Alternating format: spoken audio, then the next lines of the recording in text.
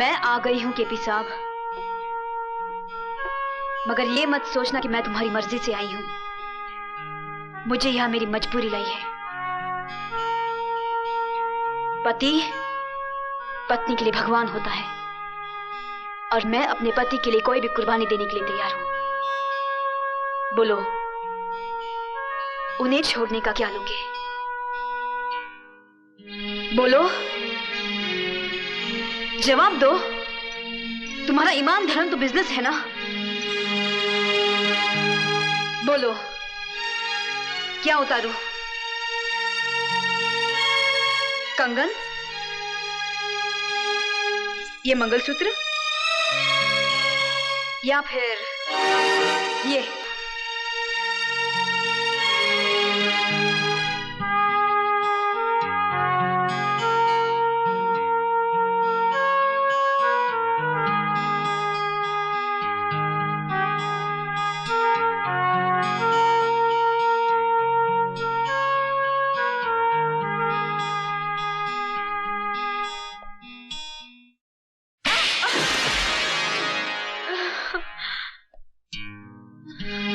तुम क्या समझती हो मुझे तुम्हारे जिस्म की जरूरत है?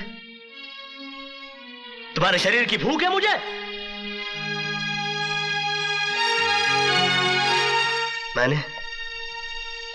मैंने कभी तुम्हारे जिस्म से नहीं, तुम्हारी आत्मा से प्यार किया। लेकिन तुमने मेरी कद्र नहीं की, मेरा इंतजार नहीं किया। मुझे किसी गुजरे हुए वक्त की तरह भुलाकर किसी और का हाथ थाम लिया।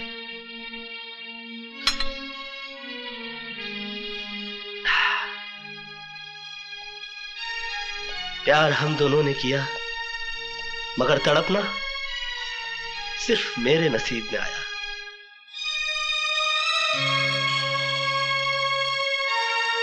मेरा तुम्हारा नाता तो उसी दिन टूट गया जिस दिन तुम्हारी शादी हुई।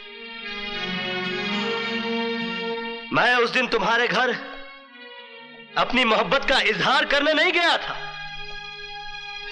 अपने दर्द, अपनी तड़प का हिसाब मांगने के लिए नहीं गया था, बल्कि उस रात पार्टी में हुई इस गलती की माफी मांगने के लिए गया था जो तुम्हारे जुदाई, तुम्हारे सोग में चोट खाए मेरे दिल के हाथों हो गई।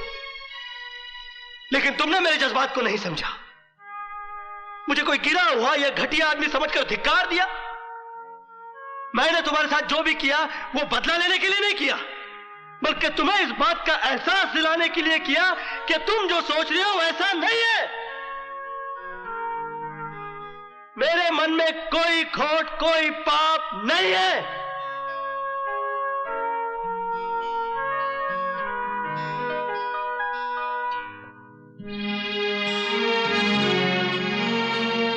मोहब्बत का दर्द बड़ा जानलेवा होता है पूजा जी। मैंने तो तुम्हें माफ किया, मगर दोबारा कभी इंसान का जन्म मिले तो मोहब्बत जरा सोच समझ कर कीजिएगा। प्योर घी, प्योर फ्लावर्स, प्योर मैन। दीपक बाबू, जेल की रिहाई बहुत बहुत मुबारक हो। मुंह मीठा कीजिए। मुझे मालूम था कि आप ज्यादा दिन जेल में रहने वाले नहीं हैं, क्योंकि जिसकी धर्म पत्नी इतनी खूबसूरत हो, जवान हो, उसके लिए क्या जेल, क्या पुलिस, क्या कानून। क्या मतलब? मेरा मतलब है कि आपकी धर्म पत्नी पूजा देवी ने अपना सब कुछ अर्पण सर्पण करके आखिर आपको जेल से रिहा करवा लिया। हरामजादे! अरे मेरी गर्दन क्यों पकड़ रहे हो? पकड़नी है तो केपी साहब की पकड़ो, जिनके बेडरूम के अंदर आज तक आपकी धर्म पत्नी पूजा देवी की तस्वीर है और वो हर रोज उसकी पूजा करते हैं, आरती उतारते हैं। जाओ बालक जाओ।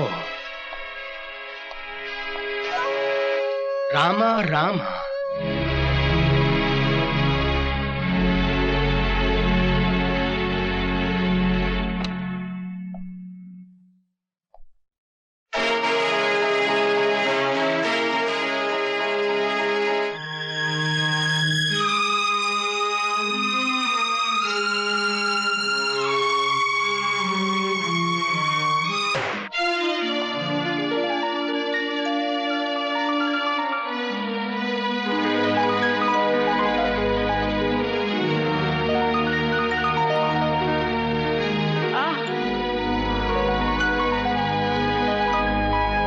बेटे, नाच को आंच नहीं, तेरी सच्चाई आखिर अपना रंग दे ही आज। नहीं बाबूजी, मैं अपनी सच्चाई के बूते रिहा नहीं हुआ। मेरी रिहाई कराने के लिए आपकी बहू ने कीमत चुकाई है।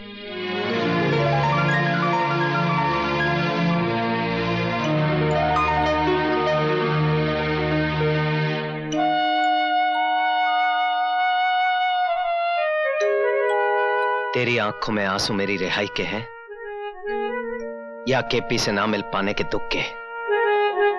दुख के ही होंगे, क्योंकि तू कृष्ण प्रसाद से प्यार करती है। नहीं दीपक, ऐसा कुछ भी नहीं है, ये सब झूठ है। पहले मैं भी इस बात को झूठ समझता था, लेकिन जब उसके कमरे में मैंने तेरी तस्वीर देखी तो मैं समझ गया कि आखिर इतनी आसानी से मैं कैसे जेल से छूटा।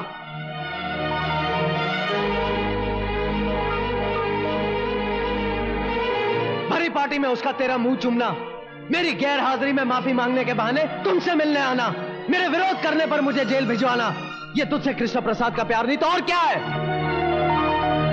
मेरे जेल जाने के बाद तू उससे रोज मिलती जुलती रही, और जब उसका दिल भर गया तो मुझे रिहा करवा के तेरी नजरों में देवता बन गया।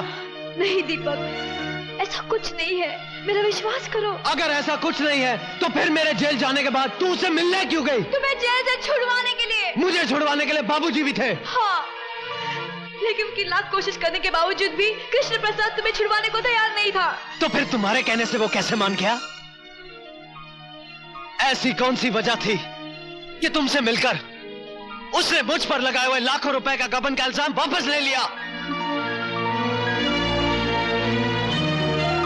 इसलिए क्योंकि तुम एक दूसरे से प्यार करते हो।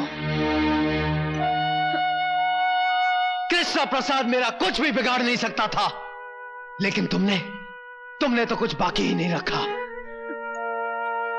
अगर तुम अपने पति से ज्यादा प्रेमी को ज्यादा अजीज मानती हो तो मैं तुम्हें आजाद करता हूं। जाओ, कृष्ण प्रसाद से शादी कर लो। दीपक, तुम जानते हो कि तुम क्या कह रहे हो? अच्छी तरह जानता हूं। तुम कुछ नहीं जानते। जिस बात को तुमने सर उठाकर कह दिया, वो बात मैं ख्वाब में भी नहीं सोच सकती। दीपक,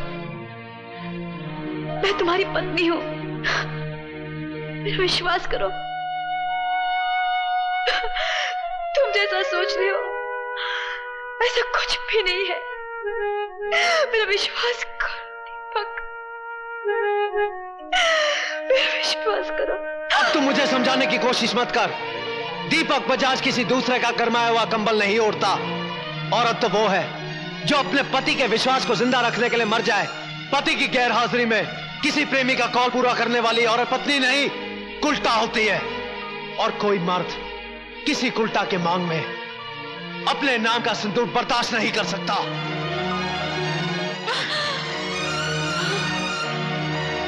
दीपक, तुम पछताओगे। इससे पहले कि मैं अपने आपे से बाहर हो जाऊं, दूर हो जा, दूर हो जा मेरी नजरों से। Get out.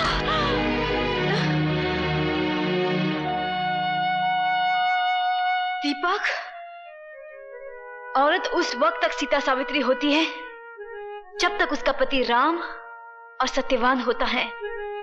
जिस दिन ये मर्यादा टूटती है ना, औरत एक ऐसा उलझा हुआ सवाल बन जाती है जिसे कोई मर्द सुलझा नहीं सकता।